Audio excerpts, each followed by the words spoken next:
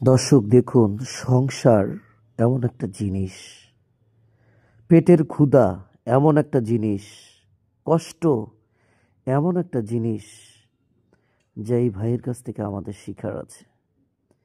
এই ভাইটার বাড়ি হচ্ছে রাজশাহী। উনি একটি পার্কের ভিতরে, একটা জাতীয় স্মৃতিসৌধের ভিতরে বা বাহিরে এরকম পানি, ভুট্টার খই, বাদাম এগুলি বিক্রি করে। আমি তার সাথে একটু দুষ্টুমি করে তাকে আনন্দ দেওয়ার চেষ্টা করছি।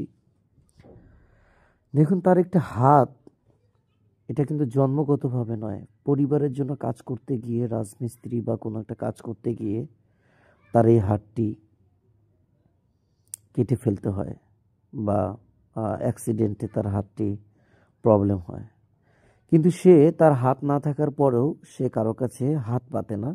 সে যেরকম ভুট্টা, বাদাম, পানি এগুলি বিক্রি করে জীবিকা নির্বাহ করে। আহারে জীবন!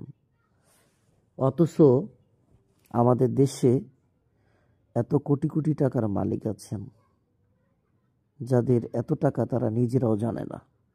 আর সবচেয়ে বড় বিষয় হচ্ছে, ওর মতো যারা অনেক আছেন তারা দেখবেন নেশা করে গাঁজা খায় বা তাদের মা বাবারটা দিয়ে চলে, কোনো কাজকাম করতে চায় না, বেকার, লজ্জা পায়। আর সে কর্ম করে খায়, তার লজ্জা পায় না, সে মানুষের দ্বারা হাত পাতে না, সে প্রাউড ফিল করে যে সে কর্ম করে খায়। তাই আপনাদের ছেলে মেয়ে বেকার যারা আছেন, এর মতো একজন মানুষের কাছ থেকে একটা হাত না থাকার পরও কিভাবে কষ্ট করতে হয় এটা তাদের শিখার দরকার আছে। ভিডিওটি ভালো লাগলে সবাই লাইক কমেন্ট করবেন, সবাই পাশে থাকবেন। ধন্যবাদ সবাইকে।